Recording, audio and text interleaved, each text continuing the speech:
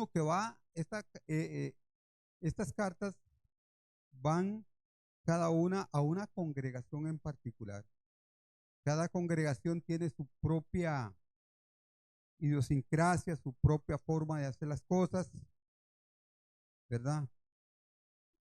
Y cada carta también tiene una introducción de parte de Jesús. El versículo 1 de cada carta tiene una introducción. Contiene una declaración en cuanto a la condición de la iglesia, ¿verdad? Y ahí en el capítulo 2, la carta a los Efesios nos da un panorama de la condición, ¿verdad? De esta iglesia. Y así en las 7, ¿no?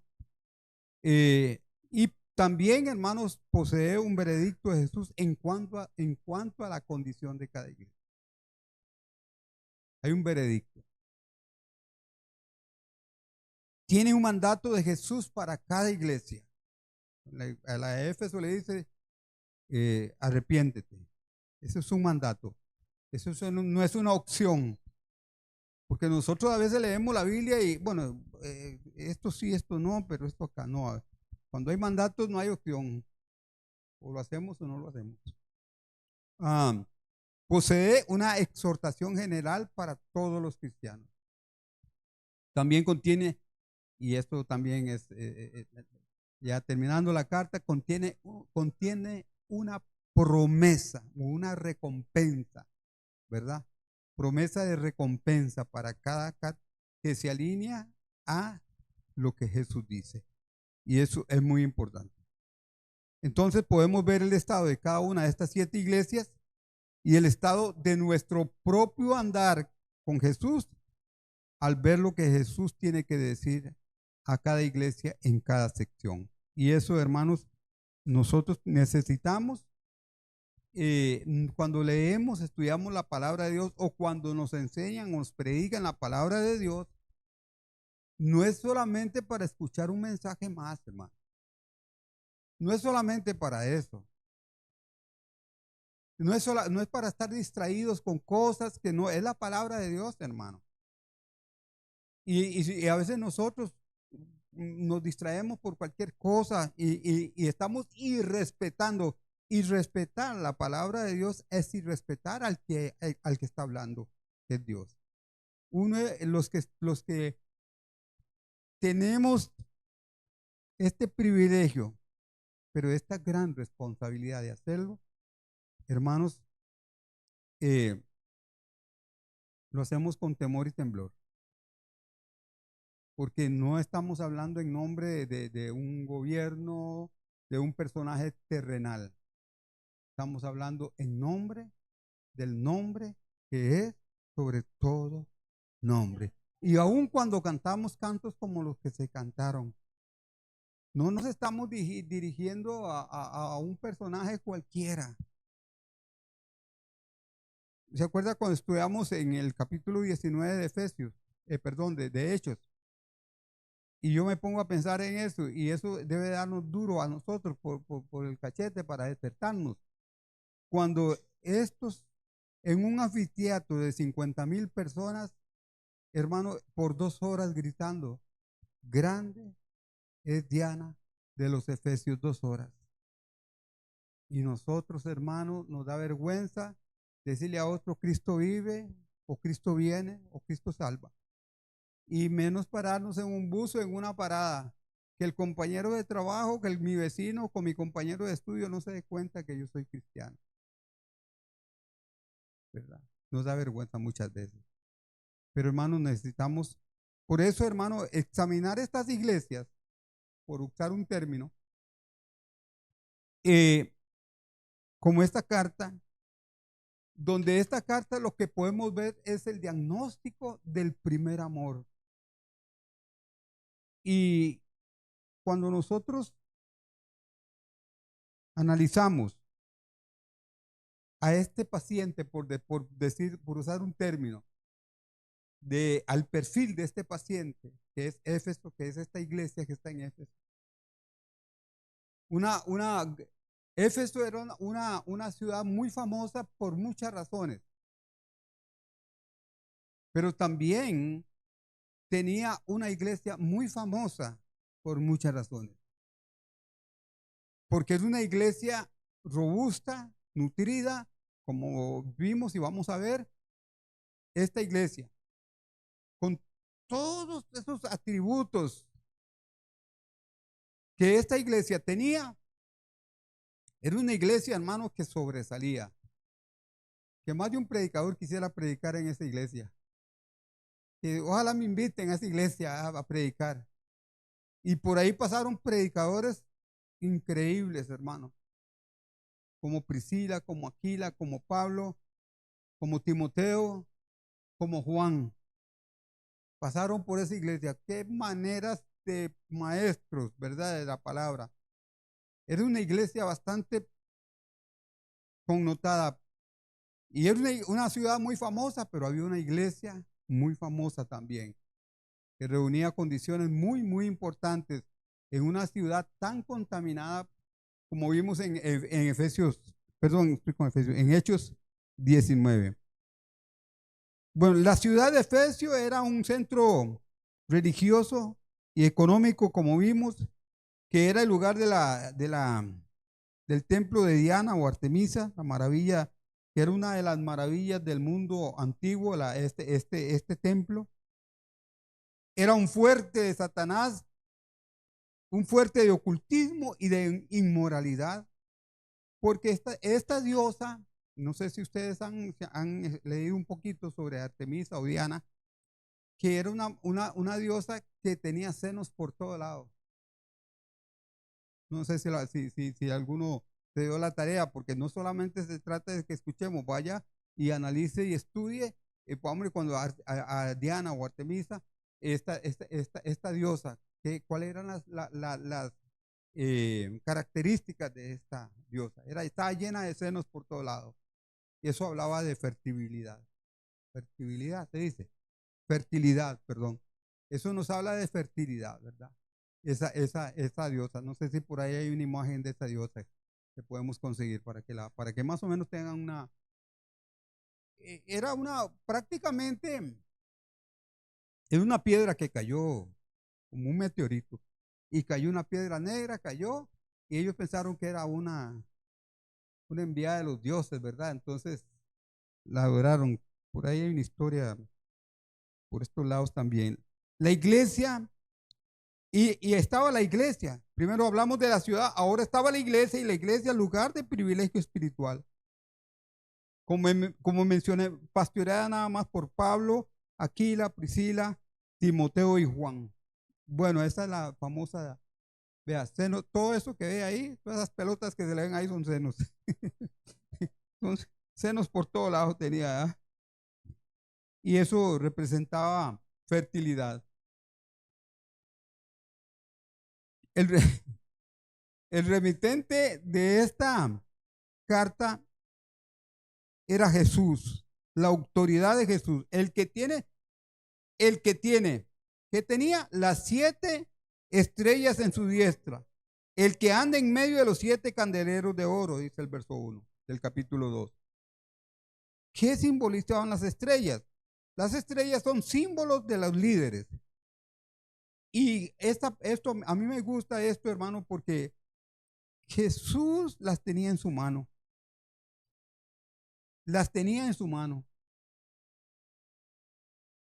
Oye, hermano, es que, ay Dios,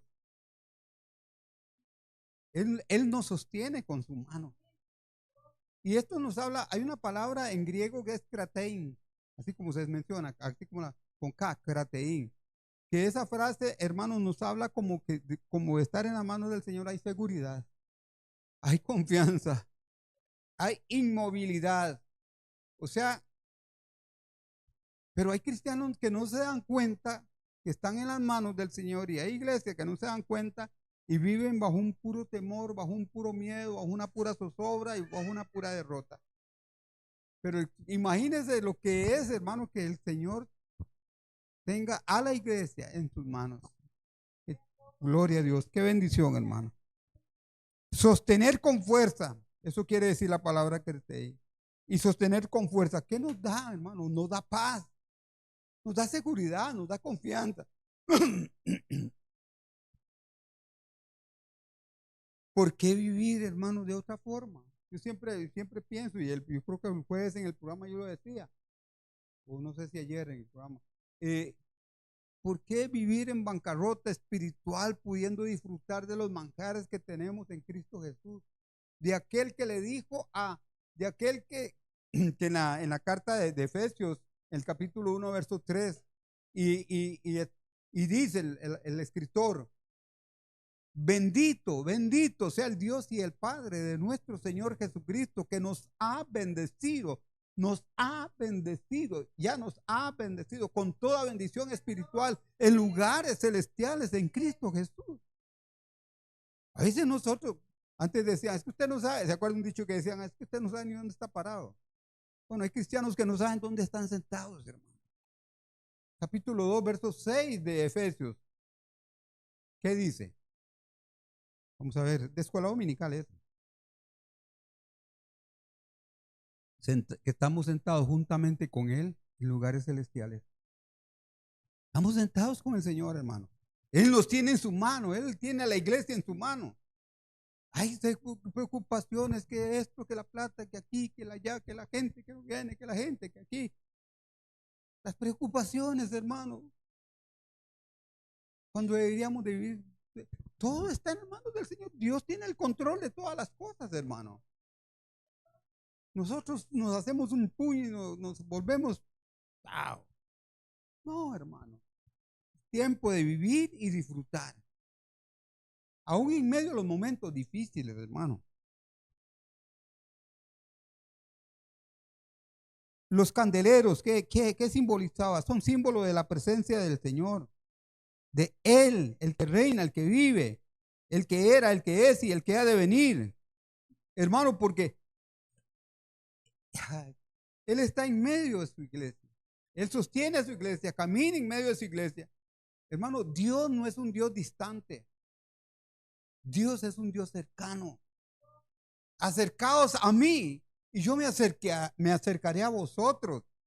Separados de mí, nada podéis hacer. Porque el que se une a Él, un espíritu es con Él. Wow.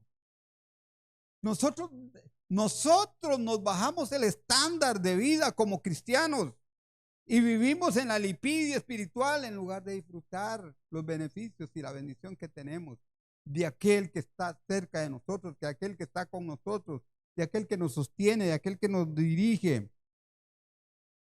Él camina, anda activamente en medio de su iglesia. Dios no es un Dios lejano, hermano. Dios es un Dios cercano.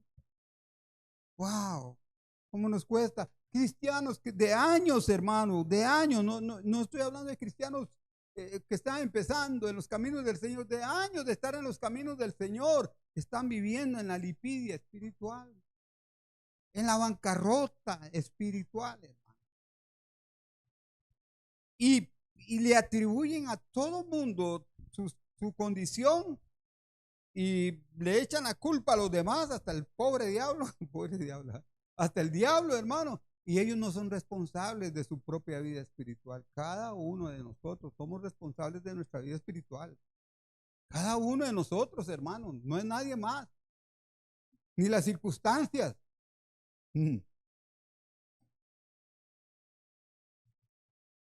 La auditoría, Jesús hace a través de su siervo y a través de esta enseñanza una auditoría externa. Hay una palabra tremenda y yo conozco tus obras, las buenas y las malas, por si acaso. Y ojo a esto, hermano, ojo a esto, porque también a mí me late que la iglesia a veces tampoco ha entendido esto. Hay obras buenas que son malas. ¿Por qué? Porque hay obras, yo puedo hacer obras buenas, pero en la carne. ¿Cómo es eso? ¿Cómo yo puedo hacer obras buenas en la carne? Bueno, le voy a poner un ejemplo. Ayudar a alguien que tiene una necesidad. Ok. Entonces agarro un par de bolsas de comestible y pongo ¿cómo se llama? Una cámara detrás de mí para yo ir a dejarle las bolsas a aquella persona y que salga por los Facebook y toda la cosa, hermano. Pero quizá mi intención no es de un corazón sincero, sino más bien para que la gente vea qué carga que soy. La obra que hizo, ¿es buena o es mala? ¿Y qué es lo malo? La actitud. Aunque la acción puede ser buena, la actitud puede ser mala. Y Dios conoce, yo conozco tus obras. Conozco que las obras que estás haciendo, en este caso de esta iglesia, son buenas. Pero hay algo que falta. Porque usted puede hacer obras muy buenas sin el ingrediente más importante de las acciones y de las obras de un hijo de Dios, que es el verdadero amor. Hermano, yo de esto hace unos días atrás estaba pensando, el ingrediente más importante en la vida de los cristianos, en todo lo que hacen, como esposos, como esposas, como madres, como padres, como hijos, como miembros de una familia, como vecinos, como personas en un centro de estudio, personas en el trabajo, personas en cualquier lugar, hermano. Y trabajando en lo que sea, el ingrediente más importante en todo este panorama que le mencioné es el amor. Pero el amor de ágape, el amor de Dios.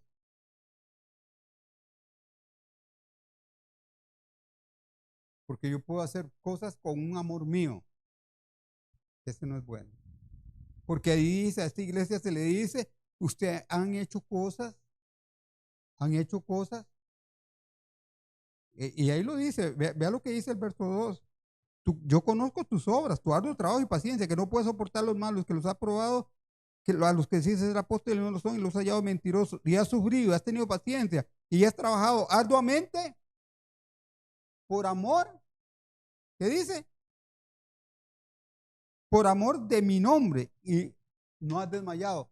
Oiga, pareciera por amor de mi nombre, o sea, lo han hecho para Dios, pero con un amor ya no es el amor que verdaderamente es con el cual nosotros debemos de hacer las cosas.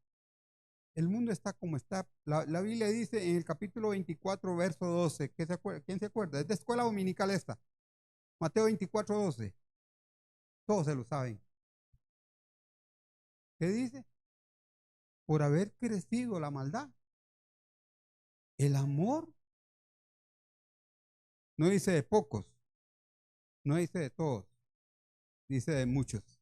Se enfriará. Y yo creo que hoy más que nunca el amor de los hijos de los cristianos se ha enfriado. Se ha enfriado, hermano. Yo conozco tus obras. Y ahí menciona varias cosas. Tu arduo trabajo, o sea, no eran pasivos, trabajaban con toda su fuerza. Con paciencia, otra cosa también. Paciencia, resistencia firme bajo presión, una roca sólida, o sea, que ellos eran firmes en sus convicciones de lo que hacían, que resistían, aunque había presión, pero ellos seguían con paciencia trabajando. Otra cosa, persistencia, han sufrido por su nombre y no han desmayado. Y quizá la palabra ahí en el versículo 3, ¿verdad? Podríamos decir que dice, has trabajado arduamente, has padecido por mí.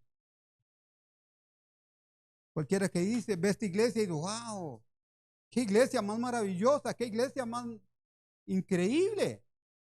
Pero al Señor no se le mete 10 con hueco, hermano. Yo conozco tus obras. Él conoce donde usted vive, Él conoce lo que usted piensa, Él conoce lo que usted hace, Él conoce lo que usted habla, Él conoce lo que usted oye, Él conoce lo que habla con otras personas. A veces nosotros, no, Él tiene ojos como qué, como llamas de fuego. No es que Él va a quemarnos con la mirada, no, es que Él todo lo ve.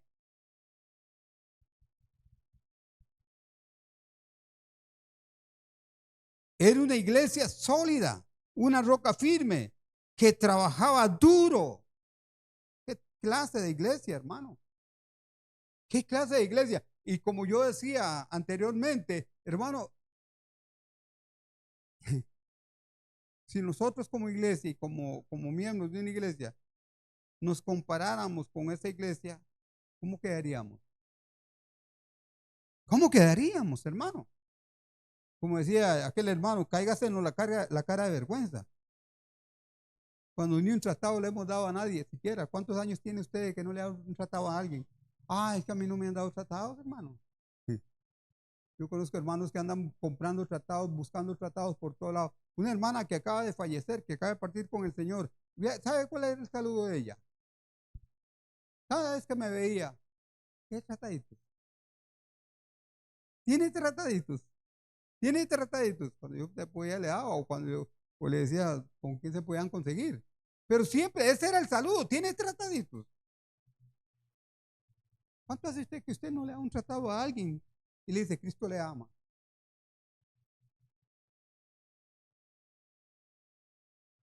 Estamos planeando algo ahí con Keila, hacer algo ahí un domingo, un domingo por lo menos por mes, salir ahí afuera con un tratado y una invitación que él la elaboró muy bonitas y en medio del tratado y repartirle a la gente y evangelizar también. Ahora, la defensa de la verdad. ¿Cuál era la mayor virtud que tenía esta iglesia? Ustedes que han leído y releído este capítulo, estos 7 versículos, ¿verdad? ¿Cuál era la mayor virtud que tenía esta iglesia? La mayor virtud que tenía era que no podía soportar a los malos. Y vamos a ver un poquito sobre eso, ¿verdad? Soportar a los malos. Ahí dice, ¿verdad? Y no puede soportar a los malos. Alerta. Tomaron en serio. ¿Se acuerdan en el capítulo 20? Ay, ¿cuál versículo? ¿Cuál era? Era 30. Bueno, yo voy a buscarlo. De Hechos, que estuvimos viendo el Hechos 20, 17. En Hechos 20, 17 en adelante, Pablo le da a la iglesia de Éfeso un discurso de partida. Ya Pablo se va, ya no va a volver más, ya cumplió el ciclo, 3 años de estar con ellos, predicándole la palabra de día y de noche, predicándole la palabra de 11 de la mañana, enseñando la palabra de 11 de la mañana a 4 de la tarde en el tiempo de descanso, ¿verdad? Hasta por cierto, ayer Adrián nos enseñaba el significado de la palabra escuela. ¿Qué significaba la palabra escuela? Ocio. Oye, qué interesante, la palabra escuela quiere decir ocio. Pablo aprovechaba bien ese ocio para enseñar, para hacer una escuela, para enseñar la palabra de Dios. Pero él estaba a punto de partir. Él estaba a punto de irse. Y en el verso 28, por tanto, mirad por vosotros, 19, 28 de Hechos, 20, 28, perdón. Por tanto, mirad por vosotros y por todo el rebaño que el Espíritu Santo os ha puesto por obispos para apacentar a la iglesia del Señor, la cual él ganó por su propia sangre. Le está hablando a los líderes de la iglesia. Porque, ojo, verso 20, perdón, verso 29. Ojo lo que Pablo dice. Y es lo que esta iglesia defendió. Está escribiendo a la iglesia de Éfeso. Eso hay que tomarlo en cuenta. Porque yo sé, dice Pablo, que después de mi partida entrarán en medio de vosotros los rapaces que no perdonarán el rebaño. Y de vosotros mismos, ojo, se levantarán hombres que hablen cosas perversas para arrastrar tras sí a los discípulos. Oiga, qué advertencia. No, si lo comparamos con lo que se vive hoy, no es mera coincidencia. Y aquí, hermanos, vemos a esta gente que se tomó en serio esta advertencia de Pablo. La tomaron en serio sobre lo que Pablo le dijo sobre lobos rapaces. Y que dice, no puedes soportar a los malos, a los lobos rapaces. ¿Y cómo probaban ellos? Esta iglesia los probaba. Examinaron a los falsos apóstoles. ¿Y qué dice? Y los hallaron mentirosos. A los falsos, oye hermano, ¿cómo digo? Un gremio de falsos hermanos predicando en todo lado y todo el mundo les aplaude. Y los hermanitos de la iglesia dicen amén, gloria a Dios y aleluya. Que se han metido, que han salido de nosotros mismos. Por eso, hermano, uno como pastor siempre advierte y advierte y advierte. Cuidado con las redes sociales, cuidado con lo que ven en las redes sociales, cuidado con lo que ven. Tengan cuidado, disciernan, vayan a la palabra de Dios. Examínenlo de acuerdo a la palabra de Dios que está en la Biblia. Y también ellos lo rechazaban. Ellos recibieron la alerta de Pablo, lo pusieron en práctica, los probaron y los rechazaron. ¿Y qué dice? ¿Qué dice? Aborrecían las obras de los nicolaitas. Los nicolaitas, ahora más adelante vamos a ver que era una jerarquía, eran jerarcas, eran gente de peso, ministerial o qué sé yo, pero también que entraron en un libertinaje que hacían lo que les daba la gana. Y contaminaban a la iglesia para que la iglesia entrara en ese libertinaje igual que ellos. O sea que esta iglesia, hermano, pudiéramos decirlo, tenía una columna vertebral de verdad. No se doblaba así nomás, hermano. Una iglesia que conocía y discernía y examinaba. ¿Cómo le hace falta a la iglesia hoy examinar a las predicaciones, las enseñanzas que se predican en cualquier lado? Y a nosotros les hemos dicho a ustedes, sí, aquí, bueno, Carla y yo somos los que más predicamos y ahora Adrián que está entrando en la enseñanza. Si nosotros decimos algo que no está de acuerdo a la palabra, usted tiene todo el derecho de ponerse de pie, hermano, y decirnos, pastor, o Carla, o Adrián, lo que sea, barájeme el asunto porque no, eso me parece que no está en la Biblia. Y hermanos, hoy se ha perdido, ¿sabe qué es lo que la iglesia ha perdido? El discernimiento. Ya no discierne entre lo bueno, lo malo, lo que es, lo que no es, lo que es de Dios, lo que no es de Dios, lo que es del diablo. Sí, lo ha perdido. Y aquí entramos en un tema, hermano, que yo creo que quedamos hoy hace 8, pero un tema rudo. Que es una palabra, hermano, que yo creo que a todos y cada uno de nosotros nos debe poner a temblar. Lo que podemos llamar el pero divino. Pero, yo no sé, hermano, cuando la esposa habla con uno habla con la esposa, vea, mi amor, usted, Luis, esto estaba muy bien, esto estaba muy bien, esto estaba muy, pero, no sé si a usted le ha pasado alguna vez, ¿verdad? O cuando usted le habla con un hijo, mi amor, vea esto y esto y esto, pero, ese pero, hermano, ya uno dice, aquí algo malo hice, metí la pata en algún momento, algo, pensé que todo lo estaba, es que esa es otra historia, ¿verdad? Pensamos que todo lo estamos haciendo bien, pero cuando alguien me dice, esto ya está muy bien, pero... ¿Qué torta? Bueno, esta iglesia, según ella, todo lo estaba haciendo bien. Conozco tus obras, wow, todo lo estás haciendo muy bien, pero, ay, ay, ay, wow, el pero divino. Tengo contra ti. Wow. ¿Qué has dejado? Y es que, hermano, hemos leído tanto eso, hermano, pero no nos hemos visto ahí, hermano. Ay, Dios. Esta palabra pero lo que nos indica una quiebra total, como decir, yo conozco todas las cosas buenas que has hecho, pero ahí es donde lo quiebran a uno todo. Ahí es donde uno comienza a analizar y a pensar, ¿qué hice malo? Pero no, yo creo que yo todo lo hice bien.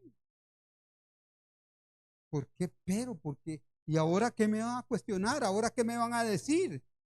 ¿Ahora qué me van a corregir? Pero yo lo hice bien.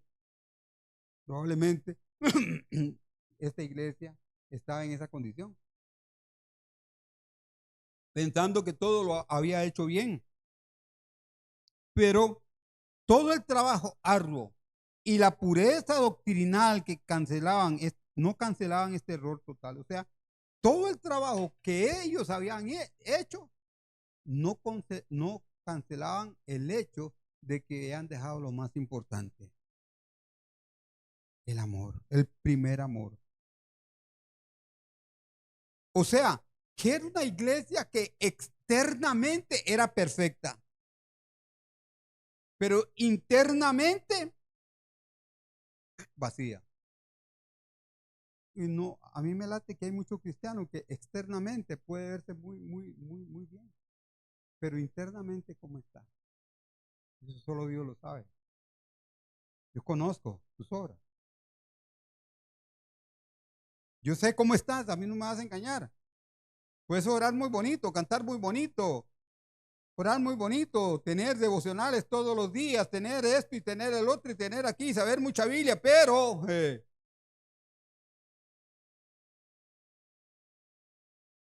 y hermano, hay que hacer un análisis clínico sobre dos palabras, dejar y perder. Una cosa es perder algo y otra cosa es dejar algo. Y aquí el asunto, el pero no es que perdieron algo, sino que dejaron algo. Perder puede ser un accidente. Usted no sabe dónde dejó, dónde está. Pero dejar es deliberado. Mira dónde dejé las llaves. Ay, yo creo que las dejé en la mesa, pero tanto me gusta, en algún lado las dejo. Sabemos exactamente, muchas veces uno lo dejamos, pero a veces se nos olvida. Tenemos una desviación definitiva.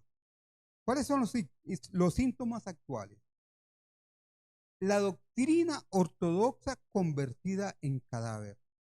Wow, qué fuerte eso, ¿verdad que sí? Podemos tener la doctrina bien alineada a la palabra, pero sin embargo, hermanos, ¿de qué nos sirve tener la doctrina, la sana doctrina, la pura doctrina, si lo más importante para la vida de un cristiano lo ha dejado, que es el amor? Manos ocupadas, corazón vacío. Mucho trabajo, pero el corazón en otro lugar. La obra del Señor por encima del Señor de la obra. A veces nos preocupamos tanto por la obra del Señor que nos olvidamos del Señor de la obra. Ahora, la pregunta, ¿qué es el primer amor?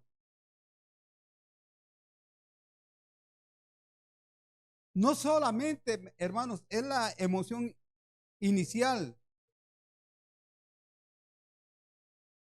Toda relación, máximo de pareja, de noviazgo o de matrimonio, ¿verdad? Empieza con mucho anhelo, con mucha emoción y todas las cosas, pero con el tiempo parece que eso se va apagando. Igual manera pasa con la relación con el Señor. Al principio nosotros, guau, guau, guau, y con el tiempo como que ya, se bajó la emoción y no tenemos una profundidad en la relación con Él. Pero, hermano, yo he dicho esto con mi esposa. eh, Vamos a cumplir 51 años de casados y la relación ha sido más profunda, más íntima, o sea, diferente cuando empezamos y hace muchos años. Y la relación con el Señor debe ser así, hermano. Entre más tiempo, más profunda, entre más tiempo, más relación, entre más tiempo, más intimidad con el Señor. Pero hoy, hermano, cualquier cosa nos saca. Cualquier cosa nos distrae. Y ahí es el peligro, hermano. Y aunque hagamos cosas para el Señor, pero podemos distraernos.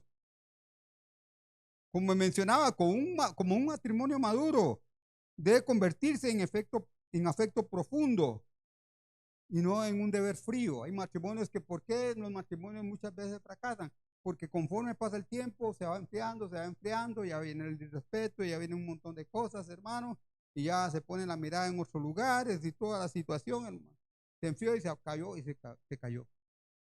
Y puede que de repente nuestra relación con Dios puede ser igual, porque pueden haber otras cosas, hermano, de más interés que el Señor. Aún la misma obra del Señor, un don, un talento, un servicio al Señor.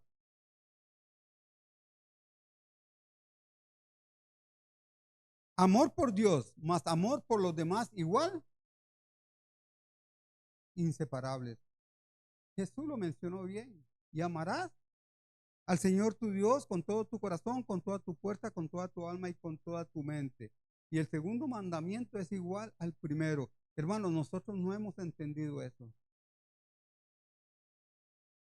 Yo no puedo decir que amo a Dios si no amo a los demás, hermano. Aún más aún al que me maltrata, al que me humilla, al que me pone el pie encima. Nosotros no hemos entendido esto. No lo hemos entendido. No, si nos dicen algo ya no, hermano, hasta que se nos hace la vena de este vuelo y toda esta cosa aquí se arruga toda, hermano.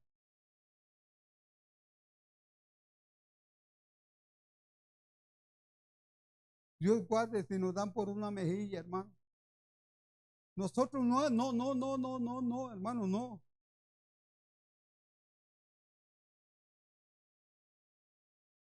Pregunta, ¿hemos cambiado la devoción por el deber?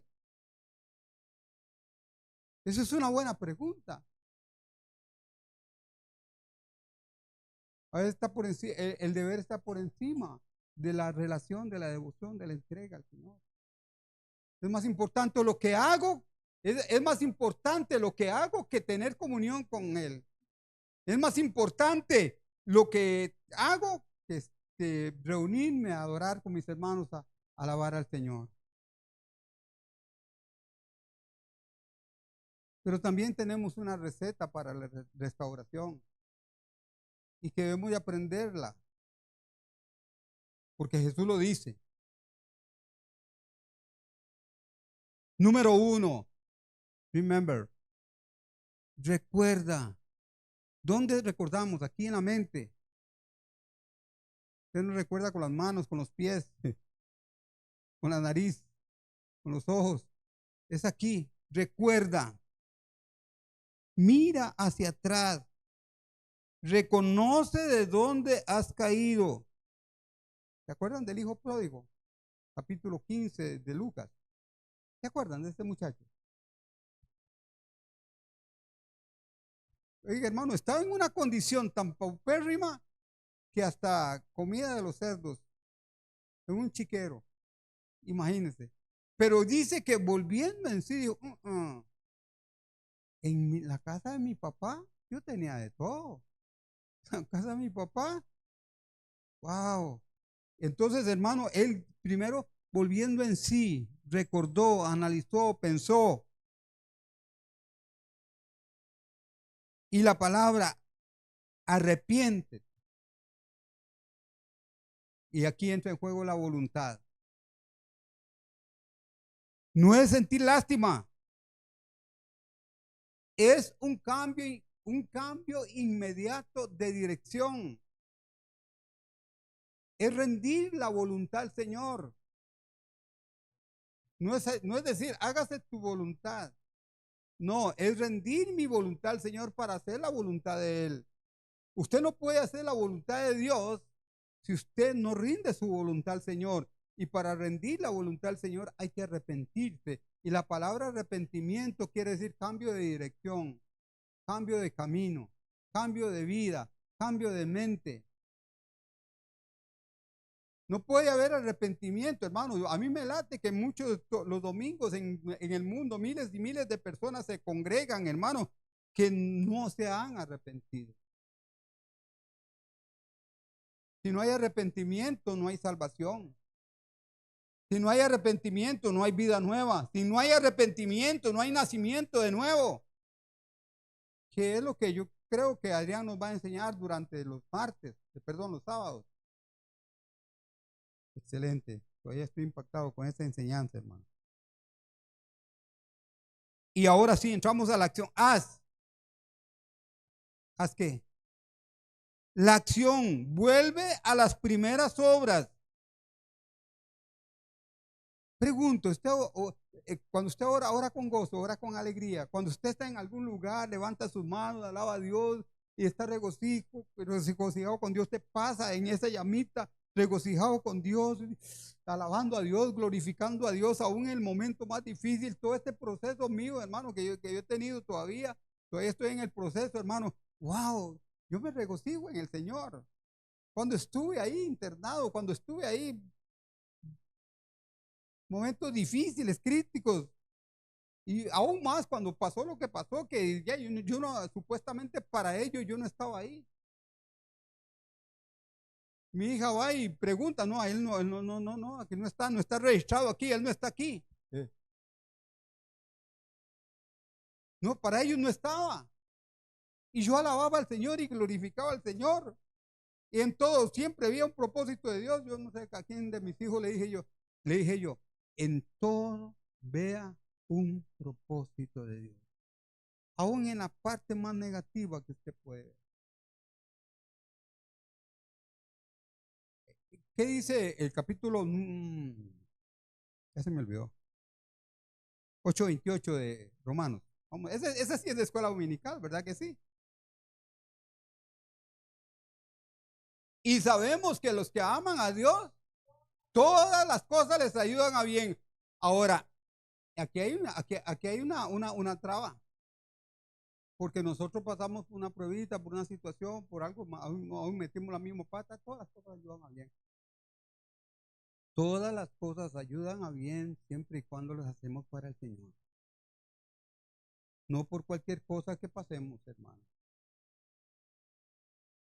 Porque cuando las pasamos, porque estamos buscando al Señor, sirviendo al Señor, amamos al Señor, entonces, hermano, cuando pasamos por todo eso, vamos a ser conformados conforme, valga el término, a la imagen de Cristo Jesús. Pero no es por pasar cualquier pruebita ahí, porque, ay, mira, me quedé sin batería, qué prueba. Mira, se me fue el teléfono, se me cayó el teléfono, qué prueba. Olvidé el teléfono, qué prueba. No, hermano. Y aquí tenemos la receta de la restauración, la que vimos. Recuerda, arrepiéntete y haz la acción. La advertencia. Y aquí hay una advertencia. El candelero. Pues si no, quitaré tu candelero de tu lugar. O sea, lo que está diciendo, retiro de la luz y la presencia de Dios. Usted sabe que hay iglesias, hermano, y cuando yo digo esto, ya tenemos que fijarnos nosotros también. ¿Habrá retirado el Señor su presencia y su luz de nosotros? Religiosamente podemos decir no, pero si nos examinamos, esto no es un paño tibio, hermano. Esta enseñanza no es un paño tibio. Esta enseñanza es para que nosotros puede seguir como organización, pero deja de ser iglesia de Cristo cuando es removido o quitado el candelero. Hay una palabra allá creo que es en Primera de Samuel capítulo 2 verso 41, si alguien me ayuda a ver si no estoy equivocado.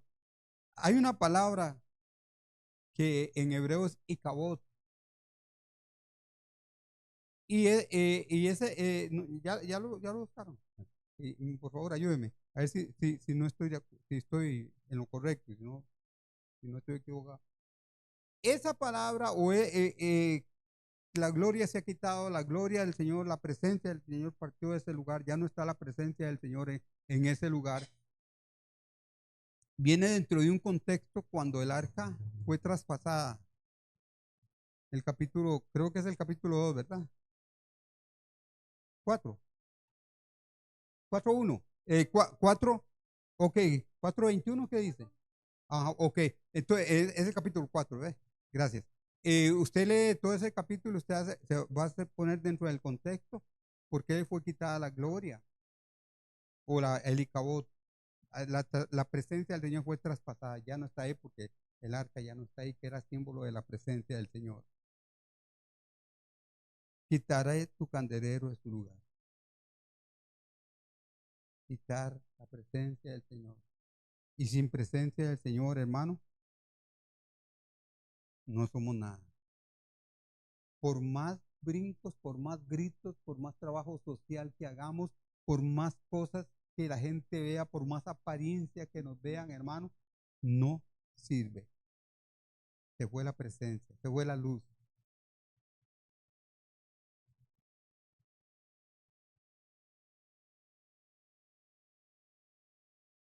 Esta iglesia, hermano, tenía connotaciones que también hay un caso histórico.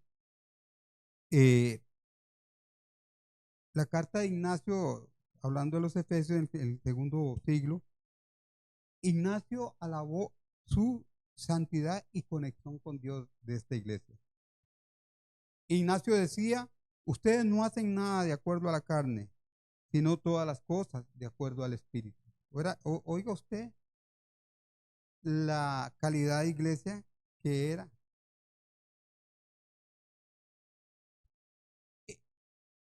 Hay algo muy interesante en esto que podemos ver, que esta iglesia, el veredicto, regresaron a su primer amor.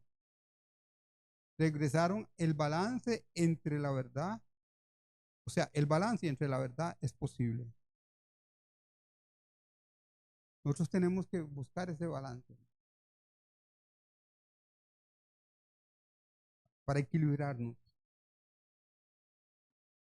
Y hermano, y como les digo y les reitero, esto es examen interno.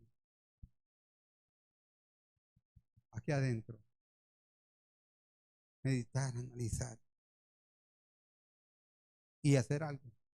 Porque esta iglesia, después, no sé qué pasó, pero cuando usted estudia las 7 iglesias, o usted se va a la historia de las 7 iglesias, es increíble. Todas hay 6 iglesias, hermano, que solo escombros quedaron. Usted verá que la gente va a visitar porque todo está caído, ahí los anfiteatros, todos deteriorados, todos caídos, los templos y todas estas cosas están destruidas. Solo hay una iglesia donde sí permanece todavía. O sea, hay un lugar que todavía permanece, esa es Mirna, la segunda iglesia. Y aquí hay una palabra muy fuerte que también hay que ponerle atención para ir terminando. El que tiene oído. Y es una frase que Jesús mencionaba mucho en los evangelios. El que tiene oído. Oiga lo que el Espíritu dice a las iglesias. No se escribieron 7 libros, uno para cada iglesia. Se escribió un libro con 7 cartas, una para cada iglesia. Específicamente en su cultura, en su lugar geográfico, en su historia del lugar. Ahí y la iglesia de Éfeso era una iglesia, era famosa, y era famosa en el mundo antiguo. Ahora dice, el que tiene oídos, que oiga lo que el Espíritu dice a la iglesia, ¿verdad? ¿A qué? A las iglesias. Hay que notar siempre, yo siempre les digo a ustedes, noten, es plural. A las iglesias. Y cuando habla iglesias, está hablando también no solamente de la iglesia de Éfeso, la iglesia que lleva en ese tiempo, sino hoy para nosotros también. es para nosotros hoy. La pregunta, ¿estamos ocupados con programas, pero en bancarrota de amor? ¿O estamos ocupados en nada, que es más peor, y en bancarrota de amor? Porque puede que de repente estemos muy ocupados haciendo un montón de cosas y yo no estoy en contra de lo social. Yo no estoy en contra de las cosas que se hacen en la iglesia, socialmente hablando, ayudando a los demás y qué sé yo. Pero ¿de qué nos sirve si estamos como la iglesia de Éfeso, sin el primer amor? Pero la otra moneda, la otra cara de la moneda es que estamos trabajando o no estamos haciendo nada. Más peor. No, no fuimos llamados, hermanos, para estar cruzados de brazos. Dios, Jesús no censura lo que hacen. Para Jesús lo que hacen, Él alaba lo que hacen. Pero Él sí le censura cómo lo hacen y por qué lo hacen. Porque nosotros puede que de repente estemos viviendo por el hacer y no por el ser. Cuando hacemos cosas, pero sin ser. Y así hay mucha iglesia. Hacen y hacen y hacen y hacen sin ser. Igual en la vida personal, yo puedo hacer muchas cosas sin ser. Y yo tengo que reconocer que cuando yo sé lo que soy un hijo de Dios, soy llamado a amar al Señor sobre todas las cosas. Puede quedarse todo, familia, estudio, trabajo, profesión, título, lo que sea, hermano. Pero primero es el Señor. El Señor está por encima de todo. Pero pareciera que hoy es al revés. Todo está por encima de Él. Y ese es el gran problema que tenemos hoy en día. Estamos ocupados con programas, pero en bancarrota de amor. El que tiene oído, oiga. O sea, hermano, cuando Jesús decía eso, yo siempre me ponía a pensar, Jesús decía eso, pero ahí todos los que estaban ahí tienen oídos. Levante la mano si alguno de los que está aquí no tiene oídos. Levante la mano todos los que tienen oídos. Todos tenemos oídos. Y todos están escuchando. Todos los que están aquí, los que están siguiéndonos por este medio, todos están escuchándonos, ¿o sí o no? Pero entonces el que tiene oído, ¿el que tiene oído qué? ¿Y cuántos oyen? Todos aquí oyen. Todos oímos, ¿verdad que sí? Algunos menos ahí por la edad, pero todos oímos, ¿verdad? Ya estamos sortijas, decían antes. ¿Ah? ¿Qué dijo? Repítamelo otra vez.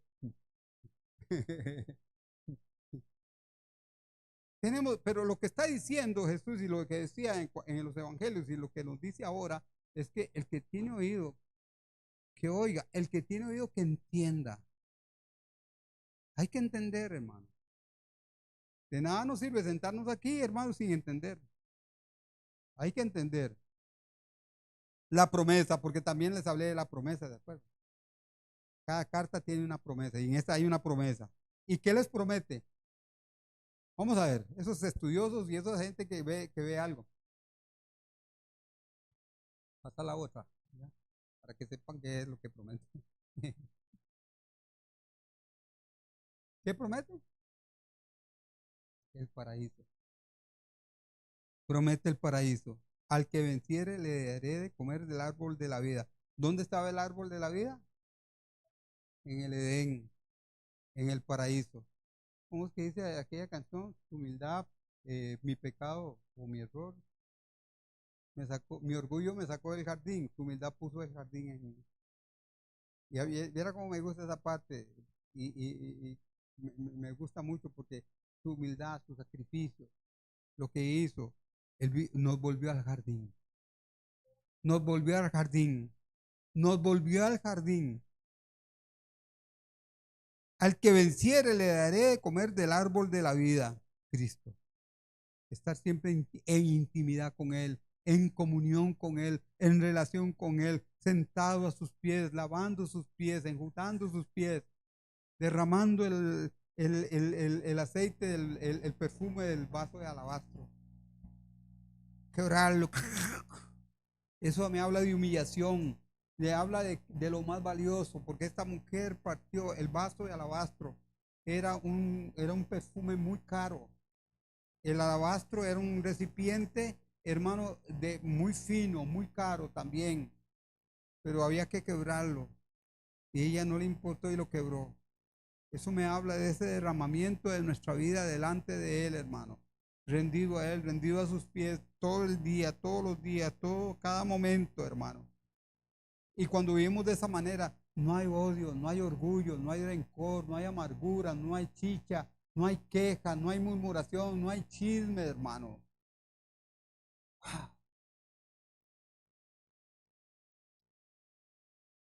El árbol de la vida, el paraíso, vencer, dice, superar la frialdad del corazón, hermano, que para vencer,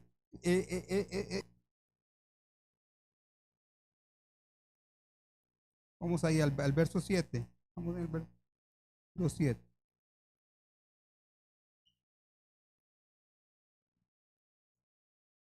Al que venciere, hermano, al que venciere, ¿qué debemos de vencer?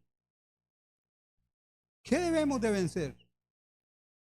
La frialdad de nuestro corazón, la ambigüedad de nuestra vida, la apariencia con la cual vivimos muchas veces.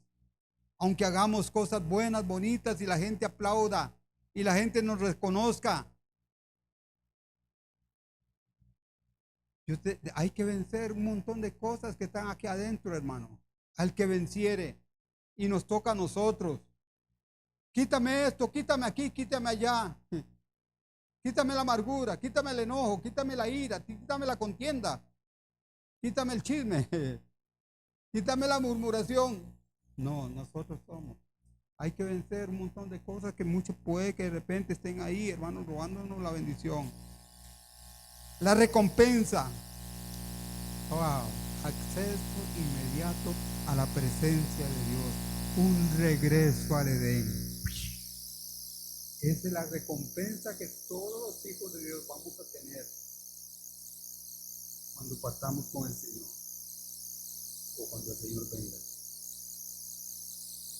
¿Dónde está? ¿Dónde está Dios? Ahí está el paraíso. ¿Dónde está Dios? Ahí está el paraíso. Si Dios está en nosotros, ahí está el paraíso.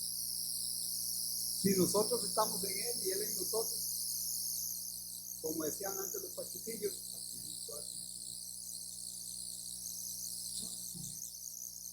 y termino. Un resumen ejecutivo de Éfeso. El autor, Cristo, el que sostiene y anda en medio de ella. Sostiene, supervisa, analiza, ve.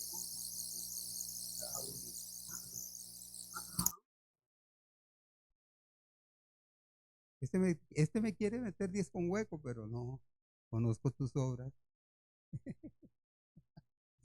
Este me quiere hacer chanchullo, pero no, yo conozco lo que está haciendo, aunque venga, traiga sus diezmos, traiga sus ofrendas, aunque se congregue, aunque ore mucho, ayune mucho. Elogio, trabajo arduo, paciencia, doctrina pura. Queja, dejaron el primer amor. Este es el resumen. O sea, una ortodoxia fría. Todo lo que hacían, ya no lo hacían con amor. Solución, recordar, arrepentirse y actuar.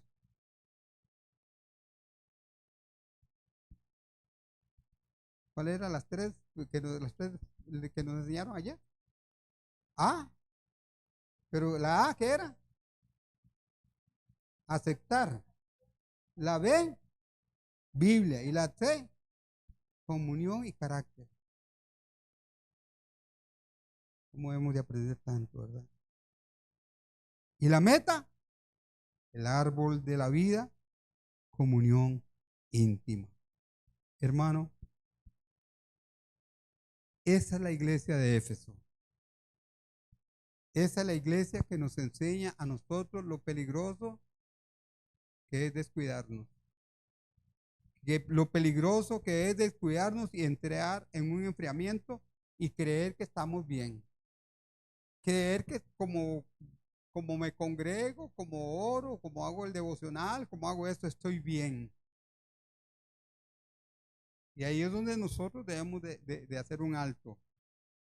Y vuelvo a reiterar algo. Esta iglesia estaba haciendo un excelente trabajo.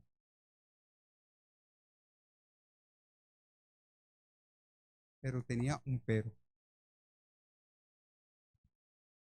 Nosotros podemos hacer un buen trabajo, pero vuelvo a reiterar, hacemos lo que hacemos en base a lo que somos o somos en base a lo que hacemos. Porque podemos ser en base a lo que hacemos, pero si no hacemos en base a lo que somos, estamos mal. Vuelvo a repetir esto, porque podemos vivir en base a lo que hacemos. Lo que hacemos dice lo que somos, pero a veces no. Pero cuando vivimos en base a lo que somos, entonces lo que hacemos sí va a estar bien. Entonces, la base de todo esto, hermano, es el amor. Por decirlo de alguna manera, la queja. Y yo creo que es en la versión Dios habla hoy, que dice, ay, ustedes ya no me aman como me amaban al principio. Y es ahí donde debemos de caminar. Que Dios nos ayude. Y de hoy en 8 seguimos con la iglesia de Esmirna. Que Dios los bendiga.